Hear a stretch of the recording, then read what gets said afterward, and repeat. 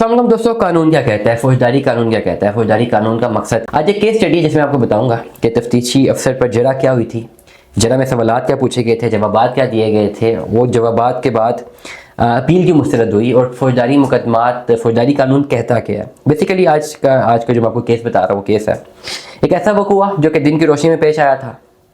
FIR में मुल्ज़िम नामज़द किया गया था। मुल्ज़िम पर इल्ज़ाम था कि उसने मुतासरा शख्स के जिस्म के निचले हिस्से पर फायरिंग की थी।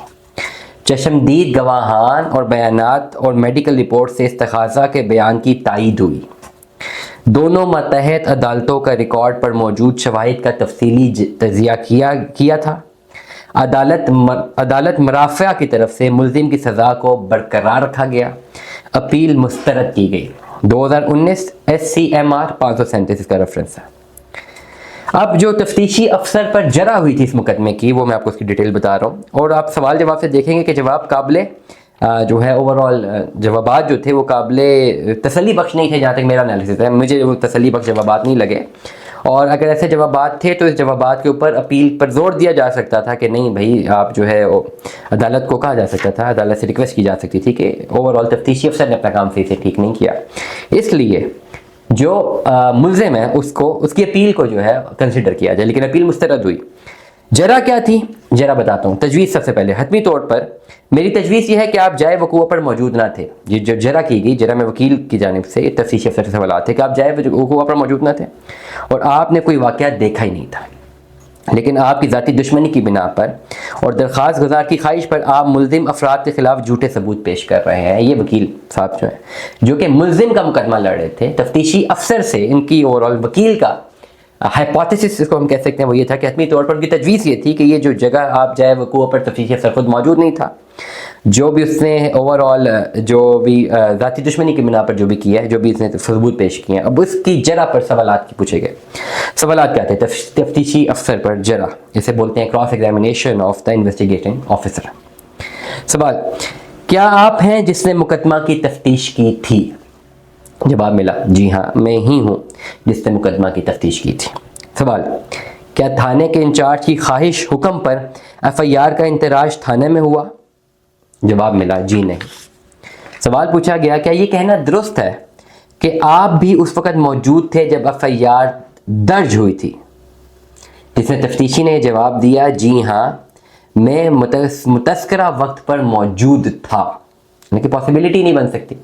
एक अगर वक़ूआ है, तफ्तीशी अफसर कैसे उस वक्त जगह पे मौजूद हो सकता है? ओवरऑल जब खबर मिलती है, एक नॉर्मल प्रैक्टिस अगर हम करें फौजदारी मुकदमे की। लेकिन जवाब जरा में जवाब ये था। सवाल ये, क्या आपने गवाहान के बयानात थाना में कलमबंद किए थे?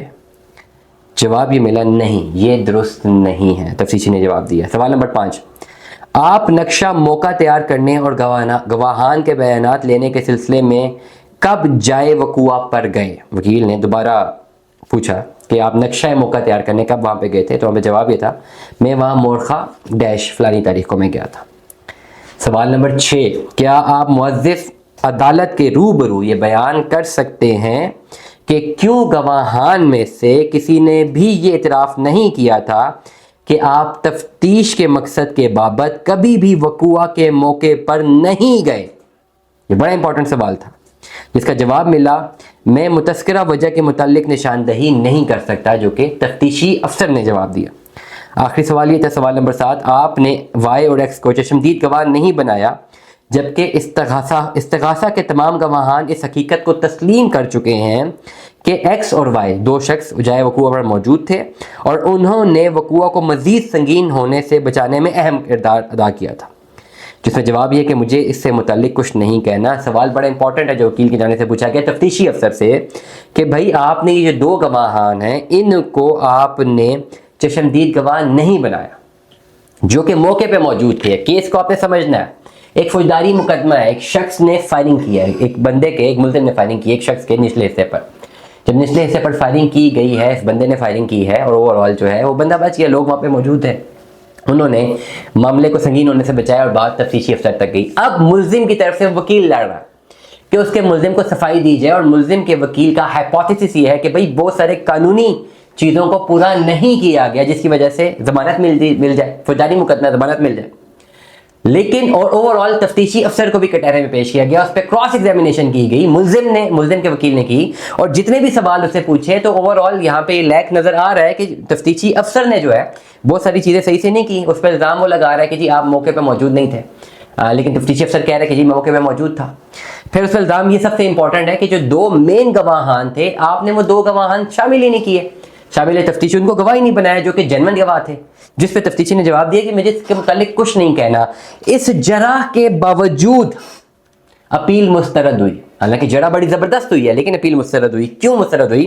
کیونکہ فوجداری انصاف کے نظام کا بنیادی مقصد مجرم کو اس قابل بناتا ہے کہ وہ اپنی اصلاح کر کے معاشرے کا مفید شہری بن سکے اور اپنی ایمانداری کی زندگی میں دوبارہ شامل ہو سکے. 2021 SCMR 109 اس کا ریفرنس ہے. تو فوجداری مقدمے میں اس طرح کی جرح کے باوجود بھی اپیل مسترد کی جا سکتی ہے.